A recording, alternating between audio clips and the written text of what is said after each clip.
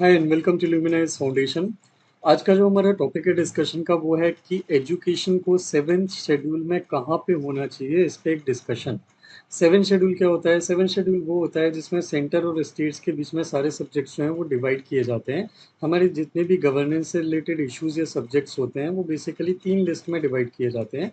एक होता है सेंट्रल लिस्ट और दूसरा होता है स्टेट लिस्ट, तीसरा होता है कॉन्करेंट लिस्ट। सेंटर लिस्ट में वो सब्जेक्ट्स होते हैं जो यूनियन गवर्नमेंट डायरेक्टली मैनेज करती है। स्टेट लिस्ट में वो सब्जेक्ट होते हैं जिनमें स्टेट गवर्नमेंट जो है वो मैनेज करती है या पॉलिसीज बनाती है और उनका इम्प्लीमेंटेशन एग्जीक्यूशन पूरा उनके हाथ में होता है। कॉन्करेंट लिस्ट में वो सब्जेक्ट आते हैं जिनमें बेसिकली सेंट्रल गवर्नमेंट जो है ये मॉडल लॉज देती है, मॉडल एक तरह से लॉज बनाती है, और स्टेट गवर्नमेंट जो है वो उनके इम्प्लीमेंटेशन करने का काम करती हैं, एग्जीक्यूशन करने का काम करती हैं। स्टेट्स की अपनी खुद की भी पॉलिसी होती है, लेकिन कई बार अगर सेंटर ने कोई लॉ बनाया है तो स्टेट गवर्नमेंट जनरली उन लॉज को इम्प्लीमेंट उनको करना होता है जो सेंट्रल गवर्नमेंट ने उनको बना के दिया है। स्टेट्स इसको पॉलिसीज़ को अपने हिसाब से थोड़ा मॉडिफाई कर सकता है, बट इन जनरल उनको फ्रेमवर्क जो है वो सेम रखना होता है। तो इस कंटेक्स्ट से देखते हैं कि अगर हम कोशिश करेंगे तो हम एजुकेशन सेवन शेड्यूल में अभी एग्जिस्टेंटली कहाँ पे है और इसे कहाँ पे होना चाहिए, ये चीज़ हम यहाँ पे डिस्कस करने की कोशिश करेंगे। तो इसमें हमको आज क्या चीज़ डिस्कस करना है? सबसे पहले तो हम हिस्टोरिकल बैकग्राउंड डिस्कस करेंगे कि ब्रिटिशर्स के टाइम से हमारे यहाँ एजुकेशन जो था वो किसका सब्जेक्ट होता था, मेनली यूनियन गवर्नमेंट के डोमेन में आता था या फिर स्टेट गवर्नमेंट के डोमेन में आता था। दूसरा, इस रिगार्ड में इंटरनेशनल प्रैक्टिसेस क्या हैं, मतलब nationally globally across the world क्या लोकल लेवल पे एजुकेशन को मैनेज किया जाता है या सेंट्रल लेवल पे या यूनियन लेवल पे मैनेज किया जाता है। ये चीज़ यहाँ पे हमको एक देखना है कंपैरिजन के बेसिस पे। इसके बाद हमको देखना है वे फॉरवर्ड कि इनमें क्या चीज़ सही है, मतलब क्या लोकल लेवल पे मैनेज करना चाहिए। हम जितने भी डिस्कस करेंगे प्लस और माइनस वाले की कहाँ पे रखना है इसको ज़्यादा सही है और कहाँ पे रखना है इसको ज़्यादा गलत है, उन सारी चीज़ों को देखते हुए एक वे फॉरवर्ड या कंक्लूजन करने की कोशिश करेंगे कि आइडियली एजुकेशन कहाँ पे प्लेस करना सही रहेगा या उससे रिलेटेड क्या स्टेप्स लेने चाहिए। और लास्ट में हमारे प्रैक्टिस क्वेश्चन रहेंगे जिसमें हम प्रीलिम्स और मेंस से रिलेटेड एक एक क्वेश्चन हम यहाँ पे इसी इशू से रिलेटेड देखेंगे। तो स्टार्ट करते हैं। ये इशू क्यों आया न्यूज़ में या कंट्रोवर्सी क्यों आई? क्योंकि अभी रिसेंटली एनटीए जो था, नेशनल टेस्टिंग एजेंसी, उन्होंने जो नीट की अंडर ग्रेजुएट की जो एग्ज़ाम ली थी उसमें आपको पता है कि पेपर लीकिंग के और काफ़ी ज़्यादा मिसमैनेजमेंट के इश्यूज सामने आए थे। एंड सिंस एनटीए जो है ये नेशनल टेस्टिंग एजेंसी एक यूनियन गवर्नमेंट की एजेंसी है, तो ये एक बहुत बड़ा क्वेश्चन आया था कि क्या यूनियन गवर्नमेंट को across the country admission recruit, ये बच्चों के कॉलेज के एडमिशन, उनके एजुकेशन से रिलेटेड पॉलिसीज़, वो सारी चीज़ें देखनी चाहिए या फिर ये सारी चीज़ें स्टेट गवर्नमेंट के ऊपर छोड़ देनी चाहिए। अगर हम बात करें हिस्टोरिकली, तो हिस्टोरिकली एजुकेशन कहाँ पे या किसके कंट्रोल में रखी गई है हमेशा से? तो जब सबसे पहले ये जो लिस्टिंग का सिस्टम बनाया गया था, ये जो सेंट्रल और प्रोविंशियल लेवल पे जो सब्जेक्ट्स का डिवीजन बनाया गया था, तो उसमें गवर्नमेंट ऑफ इंडिया एक 1935 में ब्रिटिश रूल ने एक फेडरल स्ट्रक्चर बनाया था पहली टाइम हमारी पॉलिटी में, जिसमें स्टेट, प्रोविंसेस प्रोविंसेस और यूनियन गवर्नमेंट और प्रिंसली स्टेट, इन तीनों का एक क्लियर कट डिवीजन उन्होंने किया था अलग अलग लेवल पे। तो यहाँ पे जो लेजिस्लेटिव सब्जेक्ट्स थे वो उन्होंने फेडरल लेजिस्लेचर को दे दिए थे, यूनियन गवर्नमेंट को और प्रोविंसेस को। उनके बीच में आधे आधे कुछ कुछ प्रोपोर्शन में डिवाइड किए गए थे। मतलब कुछ चीज़ें जो हैं वो सेंट्रल गवर्नमेंट पे को अथॉरिटी में दे दी थी लॉ बनाने की पावर उसके ऊपर, और कुछ चीज़ों के ऊपर लॉ बनाने की पावर प्रोविंसेस को दे दी थी जो आज की डेट में स्टेट्स है। तो इनमें से वन ऑफ द जो सब्जेक्ट था जिसको डिवाइजन करना जरूरी होता है, दैट इज एजुकेशन। एजुकेशन को एक इम्पॉर्टेंट पब्लिक गुड है, ये लोगों के मास मास लेवल पे काम आता है, इसलिए इसको उन्होंने यहाँ पे प्रोविंशियल लिस्ट में उस टाइम पे डाला था। लेकिन इंडिपेंडेंस के बाद भी इसको गवर्नमेंट ने कंटिन्यू रखा और एजुकेशन जो है ये स्टेट की लिस्ट में कंटिन्यूस रहा अंडर द सेवेंथ शेड्यूल, जिसमें पावर्स का डिस्ट्रीब्यूशन किया जाता है। हालांकि जब इमरजेंसी आई थी 1975 में, तो उस टाइम पे कांग्रेस पार्टी जो है उन्होंने एक बेसिकली एक कमेटी बनाई थी जिसका नाम है स्वर्ण सिंह कमेटी, जिसमें उन्होंने कॉन्स्टिट्यूशन में क्या क्या अमेंडमेंट्स की नीड है वो रिकमेंडेशन या सजेशन देने के लिए स्वर्ण सिंह जी से बोला था। तो इस रिकमेंडेशन में कमिटी ने ये बोला था कि एजुकेशन जो है उसको कॉन्करेंट लिस्ट में डाला जाना चाहिए, क्योंकि एजुकेशन एक ऐसी चीज़ है जिसमें कुछ हद तक हमको यूनिफॉर्मिटी की नीड होती है अक्रॉस द कंट्री, और वो यूनिफॉर्म पॉलिसी तभी बनेगी जब यूनियन लेवल पे गवर्नमेंट जो है वो एजुकेशन के डोमेन को अपने अंदर में देखेगी।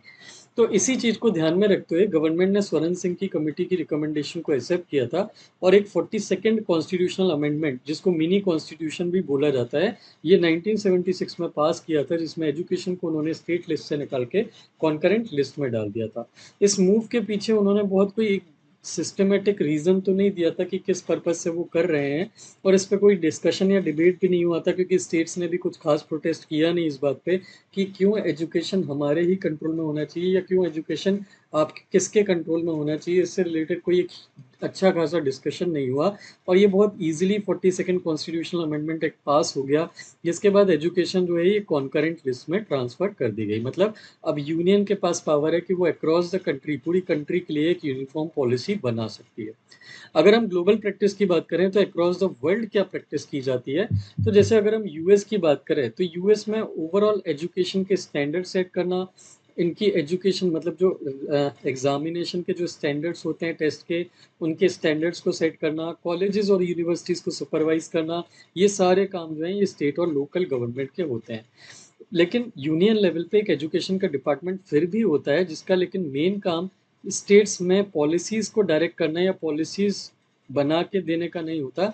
इनका मेन काम होता है किसी भी पॉलिसीज़ के लिए फाइनेंशियल एड प्रोवाइड करना, एजुकेशन के लिए proper infrastructure, proper care, proper services provide करने के लिए स्टेट्स को फाइनेंशियल सपोर्ट के लिए जो ज़रूरत है, वो फाइनेंशियल सपोर्ट के लिए स्कीम्स बनाना। कोई बड़ा एजुकेशनल इशू है जो नेशनल लेवल पर ट्रबल कर रहा है सोसाइटी को या नीड है सोसाइटी की, तो वहाँ पे उन एजुकेशनल इश्यूज़ को एड्रेस करने में सपोर्ट करना और एजुकेशन का इक्वल एक्सेस दिलाने में irrespective of race and gender, वहाँ पे उसके लिए सपोर्ट करना। कनाडा में एजुकेशन जो है ये कम्प्लीटली प्रोविंसेस मैनेज करते हैं, वहाँ पे यूनियन गवर्नमेंट या उनकी जो फेडरल गवर्नमेंट है उसका वहाँ पे कोई इंटरफेरेंस नहीं होता। जर्मनी में कॉन्स्टिट्यूशन ने लेजिस्लेटिव पावर्स जो है एजुकेशन की वो लैंडर्स को दी हुई है, वहाँ पे जो स्टेट्स होते हैं उसके इक्विवेलेंट जो है वो लोकल अथॉरिटीज़ होती हैं, जिनको बोला जाता है लैंडर्स। तो एजुकेशन के ऊपर लॉ बनाने की पूरी पावर जर्मनी ने अपने लोकल बॉडीज़ को दी हुई है। साउथ अफ्रीका एक एक्सेप्शन है, ये लिस्ट ऑफ कंट्रीज जो हम पढ़ रहे हैं इसमें, जिसमें एजुकेशन जो है जो वो दो लेवल पे मैनेज की जाती है। एक नेशनल लेवल पे दो नेशनल डिपार्टमेंट बने हुए हैं स्कूल और हायर एजुकेशन के, और प्रोविंशियल लेवल पे अपने खुद के एजुकेशन डिपार्टमेंट है, जस्ट लाइक इंडिया, जहाँ पे यूनियन लेवल पे एक मिनिस्ट्री ऑफ एजुकेशन है और लोकल स्टेट लेवल पे स्टेट के अपने खुद के एजुकेशन डिपार्टमेंट्स होते हैं।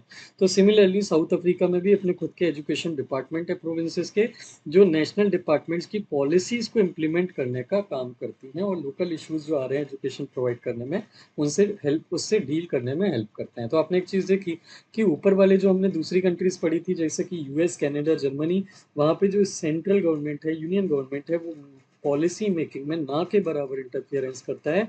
साउथ अफ्रीका में वो नेशनल डिपार्टमेंट जो है वो पॉलिसी बनाते हैं और प्रोविंशियल लेवल के डिपार्टमेंट उसको इम्प्लीमेंट करने की कोशिश करते हैं।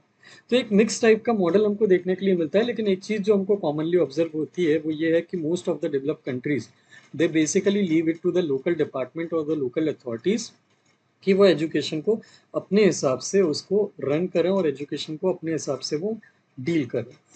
तो इस चीज़ों को, इन सारे डिस्कशन को देखते हुए हमारा वे फॉरवर्ड क्या बनता है? क्या एजुकेशन को हमको कॉन्करेंट लिस्ट में रखना चाहिए या फिर उसको यूनियन लिस्ट में या स्टेट लिस्ट में डाल देना चाहिए? तो इसका एक बहुत स्ट्रेट फॉरवर्ड सिंपल सा आंसर नहीं है।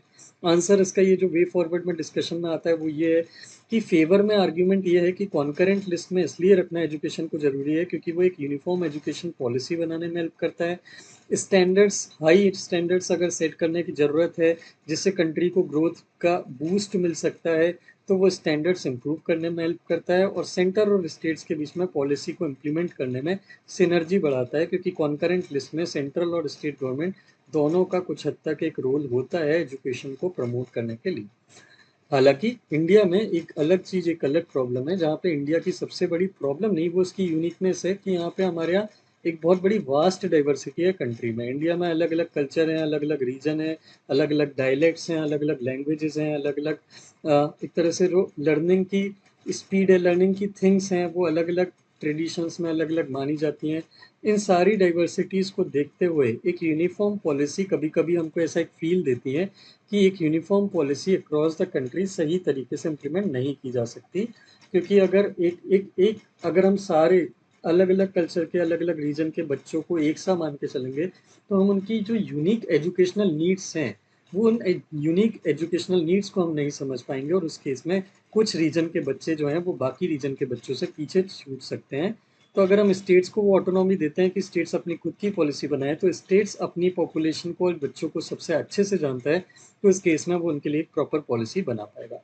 इसके अलावा एक और आर्ग्यूमेंट जो ये सपोर्ट करता है कि हमको स्टेट्स को ही एजुकेशन उनके ऊपर छोड़ देनी चाहिए, एजुकेशन का डोमेन, वो है एक report analysis of budgeted expenditure on education.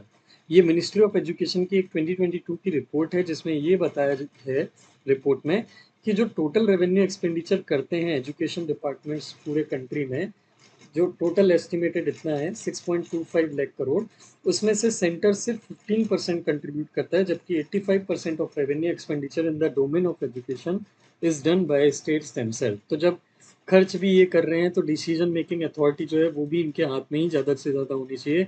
Policy बनाने की ज़्यादा से ज़्यादा फ्रीडम, ऑटोनॉमी और इंडिपेंडेंस भी स्टेट्स के हाथ में होना चाहिए, ऐसा ये फैक्ट बोलता है। अगर सारे एक्सपेंडिचर भी हम मिला देते हैं जो एजुकेशन और ट्रेनिंग में अलग अलग स्कीम्स के थ्रू डायरेक्टली और इनडायरेक्टली खर्च किए जाते हैं, तो भी आपको ये मिलेगा कि सेंटर सिर्फ 24% कंट्रीब्यूट करता है, जबकि स्टेट्स जो हैं ये 76% कंट्रीब्यूट करते हैं एजुकेशन, स्किल ट्रेनिंग और हर टाइप की लर्निंग बेस्ड प्रोसेस के लिए। तो ये जो आर्ग्यूमेंट है वो तो ये बोलता है, इंडिकेट करता है कि हमको क्यों स्टेट को एजुकेशन की चीज़ें छोड़ देनी चाहिए। हालांकि स्टेट लिस्ट में एजुकेशन डालने का एक नेगेटिव आर्म भी है। रीजनल पॉलिटिक्स जो है वो एजुकेशन को फिर बहुत ज़्यादा इन्फ्लुएंस करने लगती है, और कई बार हमको ऐसा इंसिडेंट देखने के लिए मिले हैं कि स्टेट्स को जब एजुकेशन छोड़ दी जाती है कम्प्लीटली उनके ऊपर, तो वहाँ पे करप्शन इंक्रीज होने के चांसेस बहुत ज़्यादा हो जाते हैं, और प्रोफेशनलिज्म बहुत कम हो जाता है उसके मैनेजमेंट में एजुकेशन के। तो इन चीज़ों को देखते हुए इसलिए एक डर रहता है कि स्टेट्स को जो है वो एजुकेशन का डिवोल्यूशन या एजुकेशन का अथॉरिटी कम्प्लीटली नहीं दी जानी चाहिए। हालांकि अभी जो रिसेंटली नीट और एनटीए का इशू हुआ है, इसमें ये तो सेंट्रल एजेंसी थी, और यहाँ भी हमको करप्शन के काफ़ी सारे इंडिकेशन देखने के लिए मिल रहे हैं, पेपर लीक हो रहे हैं, करप्शन देखने के लिए मिल रहा है। तो ये सारी चीज़ों को देखते हुए एक चीज़ तो हमको समझ में आती है कि ज़रूरी नहीं है अगर यूनियन के हाथ में सारी चीज़ें हों तो वो उस चीज़ को बहुत अच्छे से मैनेज कर लेगी या वहाँ पे करप्शन नहीं होगा। So centralisation of anything does not mean कि वो जो इशू किसी एक पर्टिकुलर सेक्टर या डोमेन को इशू कर रहे हैं, परेशान कर रहे हैं, वो सारे इशू आप उसको ठीक कर दोगे अगर आप एक पर्टिकुलर लिस्ट में डाल दोगे तो यहाँ पे हमको कोई एक जॉइंट कोलैबोरेटिव मैकेनिज्म निकालना ही पड़ेगा, जिसमें स्टेट और यूनियन दोनों मिल के बच्चों के कॉम्प्रिहेंसिव डेवलपमेंट के लिए काम कर पाएँ। This is the only ideal solution which is there. So I hope this issue was clear to you. इससे रिलेटेड प्रीलिम्स और मेंस के क्वेश्चन देख लेते हैं। प्रीलिम्स का क्वेश्चन ये है कि इनमें से कौन सा कॉन्स्टिट्यूशनल अमेंडमेंट है जिसने एजुकेशन को स्टेट लिस्ट से कॉन्करेंट लिस्ट में निकाल दिया था। आपको आंसर वीडियो के कमेंट सेक्शन में देना है। I be waiting for your answer. Mains के क्वेश्चन की बात करते हैं। इस पे मेंस का एक क्वेश्चन क्या बनता है, तो एक इस पे बहुत अच्छा क्वेश्चन बनता है 10 मार्कर और 15 मार्कर दोनों के हिसाब से। तो क्वेश्चन ये है कि discuss the implications of placing education in the concurrent list of India. अगर एजुकेशन को कॉन्करेंट लिस्ट में डालने के क्या क्या आउटकम या इम्प्लीकेशंस हमको देखने के लिए मिलते हैं, और सेंट्रलाइजेशन, एजुकेशनल पॉलिसी के सेंट्रलाइजेशन करने में क्या पॉजिटिव हैं और क्या नेगेटिव हैं, इन दोनों चीज़ों को हमको डिस्कस करना है, particularly in reference to the recent issue जो अभी अभी इश्यूज हुए हैं कई सारे, including surrounding the NEET examination. उन चीज़ों को ध्यान में रख के हमको डिस्कस करना है कि क्या centralisation of education sector positive है या नेगेटिव है। तो इसका एक अच्छा से एक आंसर लिखिए, एक ब्लैंक पेज लेके इस क्वेश्चन का एक प्रॉपर आंसर लिखिए। टेलीग्राम ग्रुप पे हमारा ये क्वेश्चन पोस्टेड रहेगा, उस क्वेश्चन के कमेंट सेक्शन में डाके आप अपने स्कैन्ड आंसर को वहाँ पे पीडीएफ के फॉर्म में अपलोड कर दीजिए। मैं आपका डेफिनेटली आंसर 3 लोगों का रिव्यू करूँगा, और कोई भी 3 लोग रिपीट नहीं होंगे नेक्स्ट डे, तो सबके पास चांस रहेगा, सबका चांस रहेगा कि उनका आंसर कभी ना कभी चेक हो 2 से 3 दिन के अंदर अंदर। So I hope this issue was clear to you. अगर आप हमारे वीडियो के लेक्चर की पीडीएफ डाउनलोड करना चाहते हैं रीड करने के लिए, तो हमारा एक टेलीग्राम चैनल है जिसकी लिंक आपको वीडियो के डिस्क्रिप्शन में भी मिल जाएगी, जिसका नाम है ल्यूमिनाइज फाउंडेशन। आप उस टेलीग्राम चैनल पर जाके इस पीडीएफ को डाउनलोड कर सकते हैं। इसके अलावा हमारे इंस्टाग्राम और फेसबुक के भी पेजेस हैं जिनकी लिंक भी आपको डिस्क्रिप्शन में मिल जाएगी, जिसपे आप हमारी तरफ से होने वाले रेगुलर अपडेट को फॉलो करने के लिए या एक अच्छा गेन करने के लिए आप उनको फॉलो कर सकते हैं। Thank you very much for watching the video.